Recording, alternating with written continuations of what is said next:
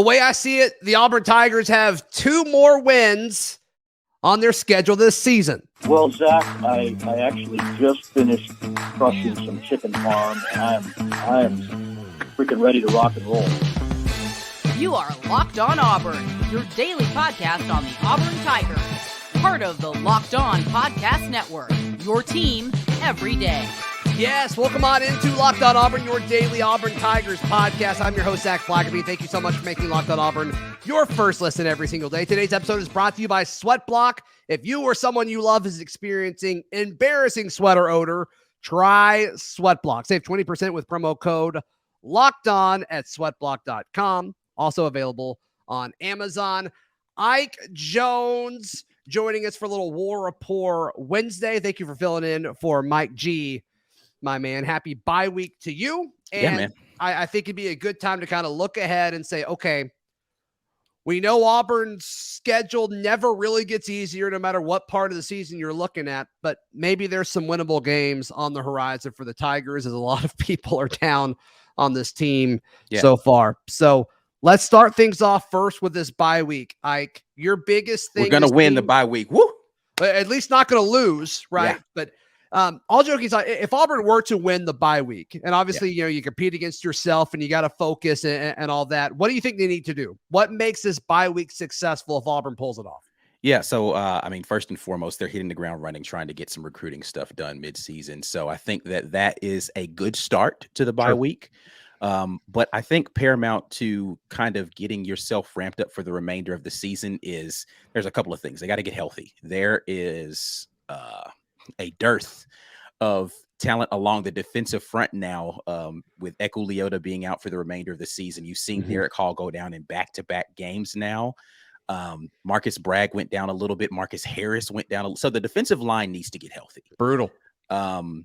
Outside of that, I think you need to come up with some sort of plan at linebacker. I don't know what the status of Eugene Asante is as far as his commitment to this team going forward.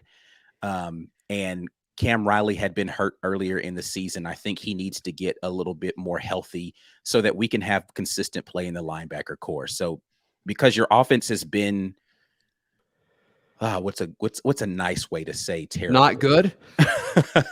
Your offense has not been consistent this season. Sure. That's a nicer way to put it. Yeah. Yeah. So you're gonna have to play better defensively to give yourself more bites at the apple to try to get points on the board, or at least limit the other team's opportunities. And that's going to start with being healthy up front. Yeah. So hopefully you can get healthy in those two units. And then the third portion is just going to be finding some sort of cohesive strategy that allows you to use the talents of Robby Ashford, as opposed to having an offense that was primarily catered to fit TJ Finley or Zach Calzada had he been healthy. So that needs to be the focus in 3 parts, in my opinion. You've got a offensive line unit, hopefully, that looks a little more physical. I don't know if Ole Miss is really a harbinger of the future, or if that is just some aberration based upon the size of their front. But a little more physical in the run game in that game. So if you can stay consistent within that unit and run the ball a little better, then maybe you can open some things up in the pass game. We'll see. Yeah, no, I think that's it. And I mean, you mentioned a bunch of different things there. And I think that's the frustrating thing. It's like all of it is manageable. It's just a lot of it, and it hasn't really been addressed since we all saw it become an issue against San Jose State in the second week of the season. So we'll see if this extra week off helps. So as far as moving forward, obviously Auburn will get things going after the bye week with a home game as they host the Arkansas Razorbacks. And this is a team that, whether it's been controversial or blowouts, Auburn's played their best ball for the most part against Arkansas. Even Bryan Harsin's team last year, obviously the Gus Malzahn era was what it was, but maybe other than the Ole Miss game last year, probably the second most impressive game. No, I think Arkansas was the best game this team played all the way around. Yeah, I mean, you'll get you forced turnovers in that game. You had a proficient run and pass offense. Other than the one interception at the end of the half, it was, I mean, darn near a flawless game. I mean, you had one of the best wide receivers in the conference torch you a couple of times, but that's going to happen. So, yeah, I think it's one of the best all-around games, both halves of football games, right? Because Ole Miss second half, we didn't do much of anything in that game. So I think Arkansas was probably the most complete game this team played last year.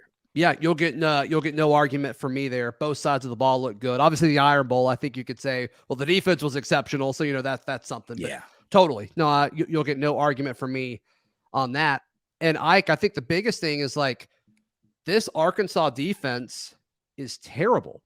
And you saw what Auburn was able to do against the bad Ole Miss defense. Arkansas is a lot worse than that, and you're not on the road, you're at home. So I think Auburn's going to be able to score points on Arkansas, and I think the defense that'll be rested up, and Arkansas gets a bye week too. I think that's a little unfortunate as far as the timing, but I think this matches up really well for Auburn. I really, really do. Right now, I have Auburn beating Arkansas next week. I mean, I think it's a very winnable game for this team. It's really going to be dependent upon how well we're able to move the ball through the air, though. I think the scouting report is out. You load the box, you make them beat them with your arm. Mm-hmm. And that's basically been the recipe for beating Auburn for, really like 5 years, is make the quarterback beat you, not running around and making plays, but keep them in the pocket, make them find reads downfield, right? So you load the box up and then you do some sort of cloud coverage on the back end and make them beat you with your arm. Arkansas has not been able to do that with anyone yet this year, though, right? They just have not been with anyone. Yeah. I mean, they can't stop. It doesn't matter what kind of team it is. They have been able to throw the ball in Arkansas. Yeah, and so if Auburn can find some sort of semblance of a passing attack, it shouldn't be a close game. The problem that you're going to have is going to be Arkansas is a run-heavy team, and Auburn has looked poor. Again, being kind with the words here, poor in the run defense thus far. Ole Miss almost 450 yards on the ground in that game. So that's really going to be the issue: is have they figured out how to stop the run consistently? And if they haven't, then it's going to be a shootout, I think. Yeah, I think there'll be a lot of points scored regardless. And not because either offense is that great, just because I think both defenses at this point of the season have kind of been exposed. All right, let's touch on the following week now, Ike. You go to Starkville. I normally say Starkganistan, but that made some people mad. So you go to play Mississippi State on the road. I don't see how Auburn wins this. I think if you want to paint this orange and blue, you can say that by nature of what Mike Leach does with his teams, there's a few games a year, even all the way back when he was at Texas Tech, there's a few games a year where they just come out flat and the offense doesn't work. You can kind of say that happened last week against Kentucky. I think Kentucky's a lot better than we are, but still, as a whole, like if you told me in 3 weeks that Mississippi State's offense falls apart on its own in Starkville and Auburn was found a way to win, a 17-10 type game, it wouldn't shock me. I'm just not banking on it happening. Yeah, I think the issue that you have is we just have not found a consistent pass rush, and you have to have that against this team. You just absolutely have to. They're going to get the ball out too quickly. Our defensive backs have played well. I think that they are the shining spot of this defense as far as just consistency of play, but they haven't been challenged by anyone who's remotely as proficient in passing the ball. So you're going to have an issue facing something that you haven't faced before. I mean, look at the San Jose State game. You have a quarterback who was accurate that game, and he did well against this defense. You could say the same a little bit against Penn State, but Penn State, again, was mostly the ground game. Most teams that have beaten up on Auburn this year have found a way to run the ball really well. That's not going to be the case against Mississippi State. They're going to throw the ball, but they have been a little bit more balanced when they've needed to be this year. So I find it hard to believe that we win this game the way that we're looking defensively right now. Can the Auburn Tigers win the rest of their home games? That would be enough to get them to be bowl eligible. We touch on that in just a moment right here on Locked On Auburn. Mentioned it earlier in the show. Today's show is brought to you by our friends at Sweat Block. We've all either been in a situation or we've got a buddy or a family member that sweats a ton and maybe it impacts their confidence. Here's a customer review, a real customer review at Sweat Block. His name was Chris. He suffered from excessive underarm sweat for 10 years, a decade. He was so worried about sweating through his dress shirts that he started doing all kinds of things, putting paper towels under his arms or whatever it may be to kind of keep his shirts from wearing under his arms until he found Sweat Block. Sweat Block changed the game for him. It can change the game for you or your loved one. So Sweat Block was created by a doctor to help with his own excessive sweating. It is doctor created and doctor recommended. If you or someone you love is experiencing embarrassing sweat or odor, try Sweat Block. Save 20% with promo code LOCKEDON at sweatblock.com. And it is also available at Amazon. Today's show also brought to you by our local friends at Frisky Whiskey. If you're in the Auburn, Opelika, or Lee County area and you're looking just to kind of have a relaxing weekend, you don't have to worry about the Auburn game, you just want to sit back and watch some football, make sure you're equipped for the big day, that big bye week, and drive over to our friends at Frisky Whiskey. Just type it into your phone's GPS or just hop on I-85 towards Atlanta. And as soon as you cross into the state of Georgia, you'll see billboards all over the place. It's like 2 miles after you get into the state of Georgia.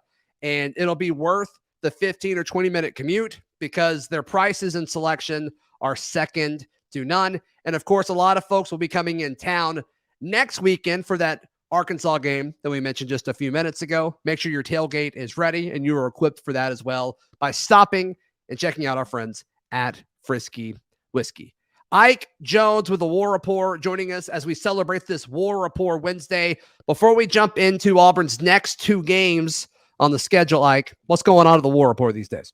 Man, we're keeping things moving, man. The website is up and going. We're doing a lot of film reviews, so bye week's going on. So I'm out here trying to look at trends of what we got going on for the Auburn team. So we're going to be doing a kind of a look back and doing some grades for the Auburn football team so far this year. Yeah, it's been fun to write that. So that's one of the big things that we've got going on. Just how are we doing right now? Let's give an honest assessment of the team. Right. All right. So Texas A&M is next, that November 12th matchup. Obviously, that game is at Jordan-Hare Stadium. This is not a good football team. Texas A&M's offense is really, really bad, and their defense has actually proven to be pretty decent. We'll see if they can keep that confidence over the course of the season. They may be in a similar boat as Auburn. We'll see. But this is a game, Ike, where I think, once again, if you want to paint things orange and blue, and if you told me that Auburn was able to make this game really ugly at home, it'll probably be 11 o'clock kick, just a guess, and just kind of make it where like nobody wants to be there. And then they're able to have, consistent, maybe 2 or 3 drives in the first half and 2 or 3 drives in the second half that result in points. You could finish this one with a win. You really could. I don't think it's that crazy. Yeah. I mean, I actually think, if I were projecting forward right now, I'd actually put this in the win column as a likely win. Just because, again, when I look at teams that have done well against Auburn, which, that's mostly everyone this season so far. But when I'm talking about dominating Auburn, what you end up having is offensively a really good run game. Texas A&M, just okay. I mean, Devin Achane is a wonderful back, but the offensive line hasn't done well at opening run lanes for him, and they have not. I mean, Max Johnson. Excuse me, I got the names transposed. Sure, yeah, they combined.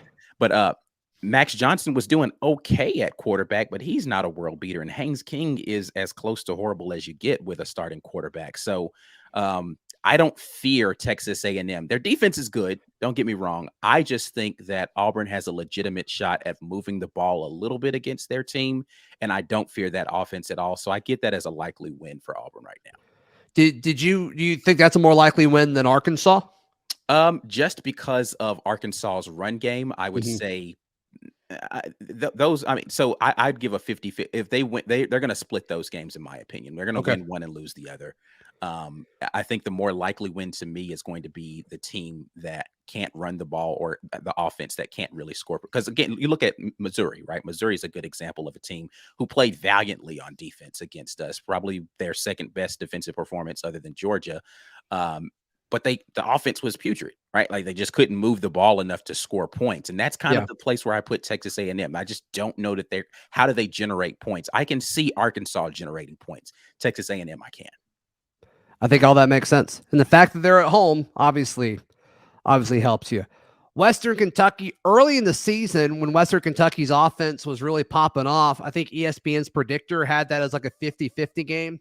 It's slanted towards Auburn a little bit since then. But is there any concern about this? They throw it a lot more than they run. I know you've mentioned opposing teams' rushing attack, but I'd be surprised if Auburn lost this.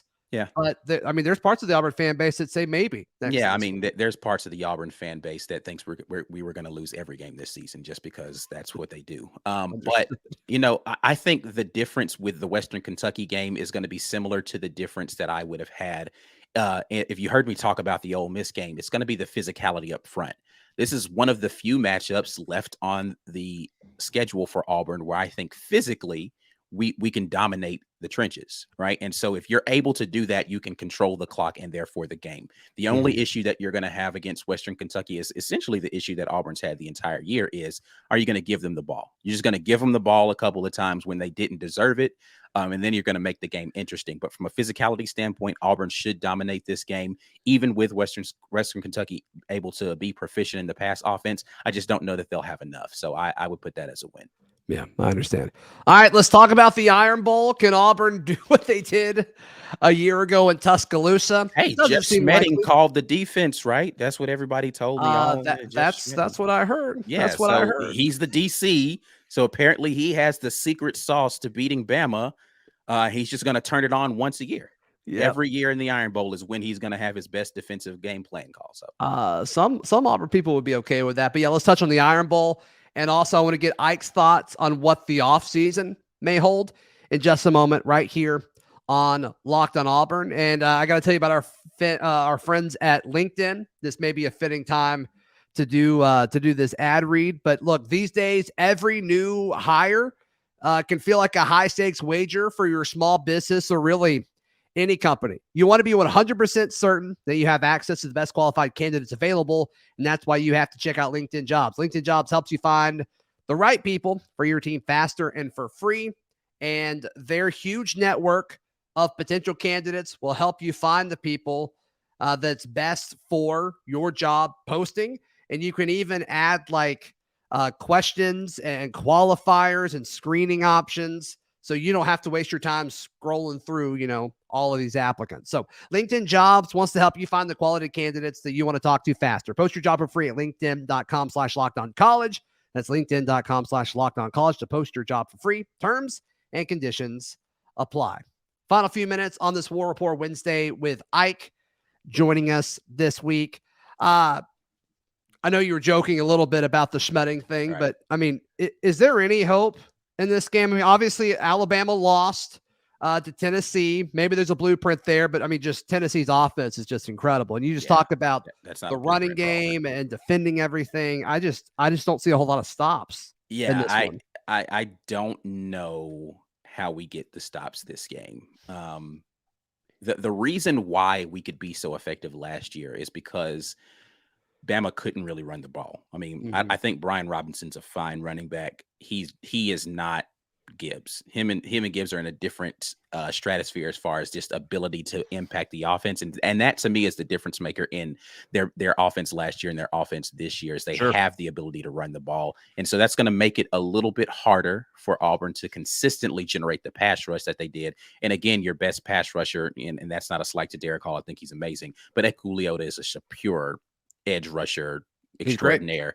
Yeah. You don't have the wave of pass rushing bodies that you could throw out there like you did last year. So it's going to be more difficult to get stops. And so then it becomes, can you score enough points? Haven't seen evidence of that thus far this year, that we're able to score points on a Bama defense that can allow a lot of points to be scored. But I'm going to need to see something in these next couple of games that is a semblance of a better offensive game plan. Again, that fits Robby Ashford a little bit better before I'm ready to give Auburn the nod in the Iron Bowl this year. I'm there with you. I think that one's going to be bad, and I think it's going to be a fitting end to this era of Auburn football. It's just my guess. It really seems like that's going to be the last game for Bryan Harsin and his tenure. Do you agree with that? I mean, I don't know. I have no idea what anybody who's thinking about things are thinking about at this point in time. Let rumors tell it. He was supposed to be gone this week. So I don't know what anybody's thinking right now. All I know is they've got a job to do to try to get, 3 to 4 wins out of the back half of this season, and then let the chips fall where they may. So we'll see. If they don't move on from him after the Iron Bowl, and I'm talking within 24 hours after the Iron Bowl, sometime on that Sunday, what happens to this fan base? It's going to be fractured. It's going to be there's going to be a group of people who will be happy that it happened because they've been supportive of trying to have some semblance of letting a coach. And then there's going to be a large contingent of people who are just like, I can't believe this. This is the worst thing that's ever happened to Auburn, and we're doomed for the future. Right. So we'll see. I mean, we will definitely see. But here's the thing that I think ultimately matters is whether the fans are on board, well, whether the people with money that are fans that are on board with this team are not, can just bury whatever it is and say, all right, well, we'll just support Auburn through this. But if he screws up one more year, we're just going to turn the pressure up on everything and get him out of here. That's yet to be seen. I think that's the bigger thing. It's like, I get it. You didn't get your way. But do you love Auburn enough to just continue to support it anyway? I don't know. We'll see. Yeah. All right. It's the bye week, Ike. So there's really no rules here. Let's look at the following weeks after either a new coach is brought in or Bryan Harsin's retained, whatever. Let's talk like mid to late December, where you got the signing day, early signing period, and all that. That's also when a lot of transfers are going to come in. Mm-hmm. What are you expecting Auburn to do via the transfer portal? Offensive line. Sure. Realistically, how many? We had this conversation yesterday. Realistically, how many offensive linemen are going to come in? Oh my God. I don't know how many will actually. So like, here's the problem, right? It's difficult to have quality offensive line talent in the portal, number one, just to be in the transfer portal as a quality offensive lineman. So there's going to be a mad rush. It's going to be like, 1949 gold rush in San Francisco, right? Like it's just going to be everyone trying to raid the portal for offensive line talent. And Auburn's right now isn't a destination of note for that, right? Like, why would you come to Auburn? You got nothing that shows that you can put offensive linemen in the NFL. So they're going to have to make that guy who is currently the offensive line coach earn his paycheck that week. He's got to do some work. But the question is, realistically, how many? If it's more than 2, I'd be shocked. You're going to need 3 or 4, but if it's more than 2, I'd be shocked. At what point do you lower the quality that you want just to get the bodies in the room? I think you have to. Need. I think you have to just go get bodies and hope you can coach them up at this point in time, because you need. I mean, the injuries that we've had already across the offensive line show it. You've got to have bodies to replace in that room. And if the guys that you currently have there that are underclassmen, which there aren't going to be a lot left after this season, aren't capable to step in and start day one, then 1 or 2 of those people need to be starters. So you've got to have 1 or 2 guys that can come and start immediately, and then you just got to go backfill with bodies. You have to. How many guys do you get on the defensive front? I mean, you're going to lose the whole defensive front minus Jason Jones. So it's like there are some dudes where you're like, okay, I could see him stepping into being a starter next year, like Mba. Right. Or, Tavius Walker, maybe. Sure, maybe. Hopefully Robinson will be turned into something. Who knows? Exactly. Yeah. So I think you could talk yourself into more of those guys. And I think the starting edge next year makes sense. But after Dylan Brooks, it's like, who's playing edge? Like, does Joko stay? Does Joko transfer? Like, who knows? So yeah, I think that's the biggest thing too, is like, how much attrition are you going to have in the transfer portal? Like, it's going to be a wild time. It depends if it's Harsin or not, right? I think it depends on what you do. I think you lose guys either way. If you fire Harsin, I think you lose guys. If you keep Harsin, I think you lose guys. But you probably lose more if you fire him, right? I mean, that's just kind of the nature of it. Or I think that's fair. I think I mean, we may be talking a difference of like 2 people. I don't think it's going to be a drastic difference either. Yeah, way. I think it depends on which portion of his staff is retained, and then who it is as the new head coach, as to whether or not, more so on the offense than the defense. I think the defense tends that, because they have, I think, more talent on the defense. You'll likely see some more continuity on that side of the ball. The offense is where it may start to fall apart, just because skill players, man, they want to be in something like, just look at a guy like Coy Moore, right? Like, he felt he got the shaft because the new coach didn't see him as a part of his game plan. And so he's like, I don't want to be a part of that wide receiver. You're going to find that a lot. Like, quarterbacks want to make sure that they have somebody who's going to coach them the right way and all that. So it could fall apart really quickly on the offensive side for an offense that has not looked good already. Yeah. Yeah. The wide receivers, I mean, that's the most exciting room in 2023, easily. I think, just because Like we finally saw Jay Fair get a catch. I mean, Camden Brown is Camden Brown. I think that's been well documented. Amari Kelly looks Amari good. Kelly, what a surprise he's been.